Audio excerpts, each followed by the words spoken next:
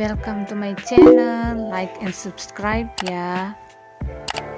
Ayat 1 sampai 2, Ibrani 12 ayat 1 sampai 2, demikian firman Tuhan. Karena kita mempunyai banyak saksi bagaikan awan yang mengelilingi kita, marilah kita menanggalkan semua beban dan dosa yang merintangi kita dan berlomba dengan tekun dalam perlombaan yang diwajibkan bagi kita. Marilah kita melakukannya dengan mata yang tertuju kepada Yesus yang memimpin kita dalam iman dan yang membawa iman kita kepada kesempurnaan, yang dengan mengabaikan kehinaan tekun memikul salib, ganti sukacita yang disediakan bagi Dia yang sekarang duduk di sebelah kanan takhta Allah. Puji Tuhan. Saudara, selama kita hidup di tengah dunia ini sebagai orang percaya, kita semua menjalani satu perlombaan yang memang diwajibkan bagi kita. Karena suatu saat nanti setelah Tuhan mengambil kesempatan hidup, apa yang kita lakukan di tengah-tengah dunia ini semuanya akan diminta pertanggungan jawab. Semuanya akan diadili oleh Tuhan. Itu sebabnya di Ibrani 12 ayat 1 sampai 2 dikatakan untuk kita berlomba di tengah-tengah dunia ini, perlombaan iman kita. Tuhan mau kita menanggalkan segala dosa dan beban yang merintangi kita. Tuhan mau kita dengan penuh sukacita, dengan penuh kemudahan, walaupun memang di dalam proses mengikut Tuhan tidak mudah, tidak gampang, tapi Tuhan mau meringankan beban kita supaya kita bisa berlomba dengan baik. Saudara, di dalam perlombaan rohani orang percaya, kita memang menghadapi begitu banyak tantangan, begitu banyak rintangan yang seringkali membuat perlombaan rohani kita kadang-kadang terhambat. Untuk itu mari kita lihat apa yang menjadi rintangan seperti firman Tuhan di Ibrani 12 ayat 1. Di situ ada dosa yang membuat Tuhan susah atau tidak menjawab doa kita karena ada dosa. Yesaya 59 ayat 2 berkata, tetapi yang merupakan pemisah antara kamu dan Allahmu ialah segala kejahatanmu, dan yang membuat dia menyembunyikan diri terhadap kamu sehingga ia tidak mendengar ialah segala dosamu.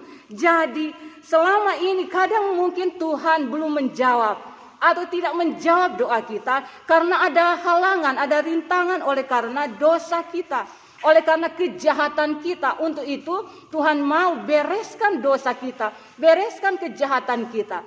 Stoplah untuk berbuat dosa, stoplah untuk berbuat jahat. Datang kepada Tuhan. Dia rindu kita bertobat. Dia rindu kita menjadi manusia yang baru, ciptaan yang baru, lahir baru, supaya kita akan bisa berlomba dalam perlombaan yang Tuhan wajibkan kepada kita. Yang berikutnya adalah beban. Selama kita hidup di dunia ini, setiap orang pasti punya beban. Beban oleh karena apa? Permasalahan hidup, persoalan hidup yang kadang-kadang membuat iman kita tidak bisa naik, tidak bisa bertambah teguh di dalam Tuhan. Oleh karena masalah, oleh karena persoalan hidup. Kadang membuat kita lemah, kadang membuat kita mengeluh, kadang membuat kita bersungut. Itu yang membuat perlombaan kita sering terhambat. Untuk itu Tuhan mau seperti Yesus katakan, marilah kepadaku semua yang letih lesu dan berbeban berat, aku akan memberikan kelegaan kepadamu. Satu-satunya jalan untuk kita diringankan beban kita adalah datang kepada Tuhan Yesus. Serahkan bebanmu. Apa yang menjadi bebanmu saat ini, serahkan kepada Tuhan Yesus. Karena Dia sendiri mengundang kita untuk memberikan beban kita kepadanya. Amen. Jadi di dalam hidup kita, supaya kita berlomba dengan penuh kelancaran, dengan penuh keringanan. Memang di dalam proses tidak mudah, tidak ringan, tapi Tuhan katakan kuk yang Dia berikan itu ringan dan enak. Jadi Dia mau kita memberikan bertobat dari dosa, memberikan beban-beban kita kepada Tuhan sehingga kita bisa berlomba dengan tekun, berlomba dengan lancar tanpa ada rintangan. Yang kedua di sini dikatakan marilah kita melakukannya dengan mata yang tertuju kepada Yesus yang memimpin kita dalam iman dan yang membawa iman kita kepada kesempurnaan, yang dengan mengabaikan kehinaan tekun memikul salib, ganti sukacita yang disediakan bagi Dia yang sekarang duduk di sebelah kanan tahta Allah. Memang selama kita ada dalam perlombaan iman, ada iblis yang seringkali mau merintangi kita. Iblis dia bisa memakai pikiran kita. Dia bisa memakai mata kita. Itu sebabnya firman Tuhan katakan, marilah kita tertuju. Fokus pikiran kita, fokus mata kita tertuju kepada Tuhan Yesus. Kita ingat ketika Petrus berjalan di atas air. Selama Petrus matanya fokus kepada Tuhan Yesus, dia tidak tenggelam. Tetapi ketika dia melihat sekelilingnya, maka dia mulai tenggelam. Ketika ada masalah persoalan hidup, mari isi pikiran kita dengan firman Tuhan. Karena peperangan orang percaya ada di pikiran. Iblis selalu memberikan dakwaan, tuduhan di dalam pikiran kita. Sehingga kadang kita mulai meragukan firman Tuhan. Atau kadang iblis memutarbalikkan firman Tuhan dan kebenaran. Iblis bisa menyesatkan kita. Iblis bisa menggoda kita supaya kita bisa jatuh kembali. Tapi kalau pikiran kita diisi dengan firman Tuhan, diisi dengan kehendak Tuhan, pasti Tuhan akan memberikan kekuatan. Kita bisa berlomba dengan baik. 2 Korintus 10 ayat 5b berkata, kami menawan segala pikiran dan menaklukkannya kepada Kristus.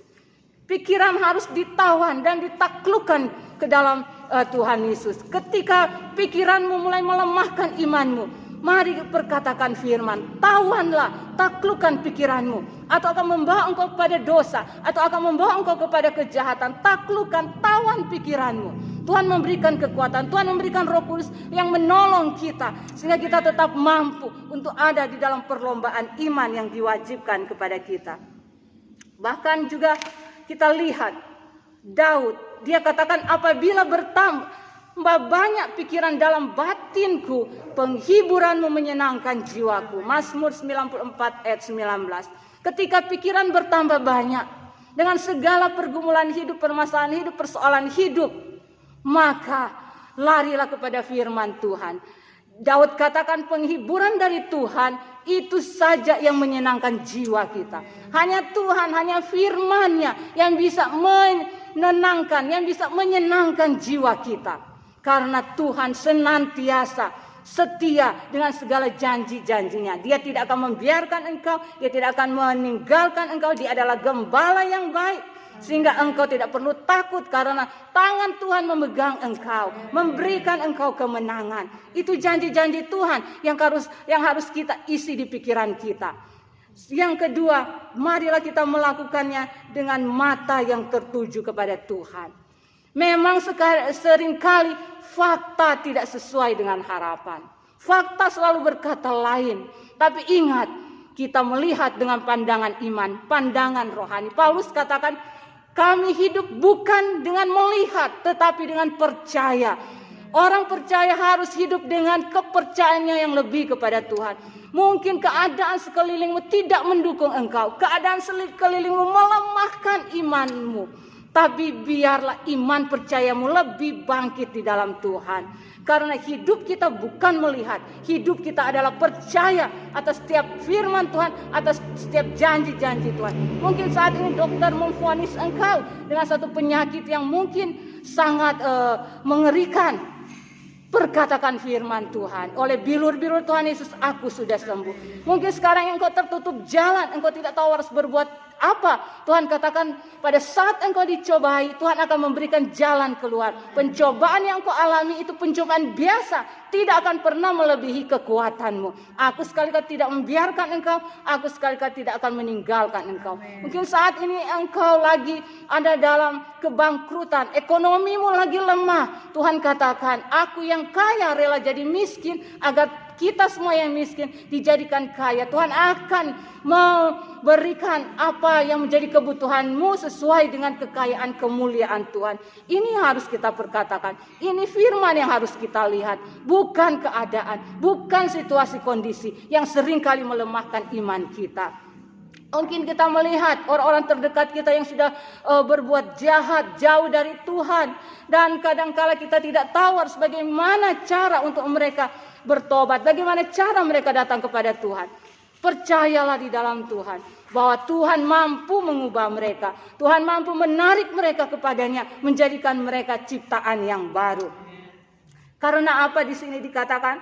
Tuhan Yesus mengabaikan kehinaan dan tekun memikul salib, ganti sukacita yang disediakan bagi Dia yang sekarang duduk di sebelah kanan takhta Allah. Kita meneladani Tuhan Yesus Kristus. Dia melakukan perlombaan iman yang luar biasa. Dia menyelesaikannya dengan baik, dengan penuh kemenangan. Padahal perlombaan iman yang Dia jalani adalah sangat-sangat sulit, sangat-sangat menderita. Tapi Dia taat sampai mati di kayu salib. Satu hukuman yang paling mengerikan ketika Dia dijatuhi hukuman di kayu salib. Tapi Dia taat. Dia menyelesaikan perlombaan iman dengan luar biasa. Oleh karena Dia mengasihi kita. Dan dengan kemenangan Tuhan Yesus dalam perlombaan iman yang Dia jalani, menjanjikan kita memperoleh kuasa kemenangan, kuasa kebangkitan itu. Kuasa yang telah membangkitkan Tuhan Yesus dari antara orang mati. Ada hidup di antara kita. Ada hidup bagi saudara-saudara. Kuasa yang akan sanggup memulihkan, sanggup menyembuhkan, sanggup mengubah keadaan. Ada pada engkau, ada pada kita semua.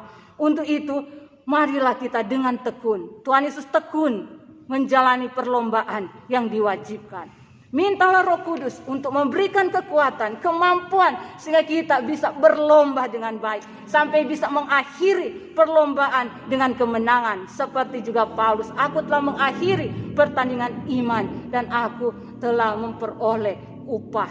Saudara, saya akan tutup firman Tuhan ini dengan satu kesaksian dari rekan pendoa kami, juga adalah adik rohani kami yang bisa menyelesaikan pertandingan iman dengan kemuliaan bagi Tuhan, dengan kemenangan bagi Tuhan. Di sini ada ibu muda ini, saudara, ada di antara kami dan kehidupannya menjadi berkat, menjadi kesaksian bagi banyak orang. Dia menikah hanya setahun, dia bisa merasakan kehidupan pernikahan.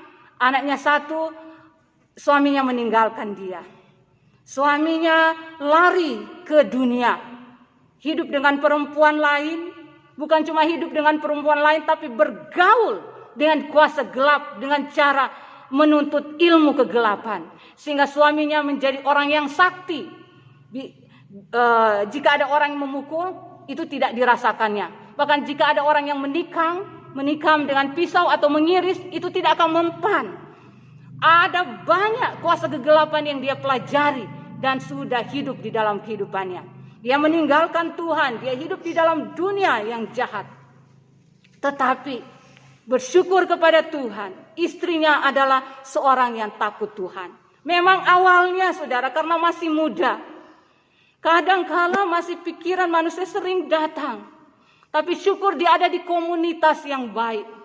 Dia bisa dibimbing kepada Tuhan. Sehingga dia dengan tekun, dengan setia. Dia mengurus hidupnya, mengurus anaknya. Mengurus tanggung jawab sebagai orang tua tunggal, membiayai anaknya. Sementara suaminya lari dari kehidupannya. Tetapi karena dia tekun dalam perlombaan iman yang diwajibkan, mujizat Tuhan datang. Di tahun ke-11 usia pernikahannya, suaminya yang sudah ada di dalam kerajaan kegelapan bisa kembali. Dan saya boleh menyaksikan dengan mata saya sendiri bahwa kuasa Tuhan Yesus itu kuasa yang tidak tertandingi. Saya bisa berhadapan dengan Bapak ini, seorang yang sakti. Tapi di hadapan Tuhan Yesus, dia mengakui segala dosanya.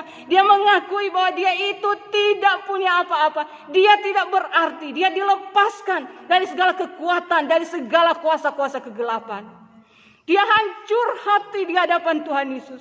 Bahkan di tengah-tengah orang tuanya, dia meminta istrinya. Dan mereka itu, dia minta ampun, dia minta maaf kepada istrinya. Keluarganya dipulihkan.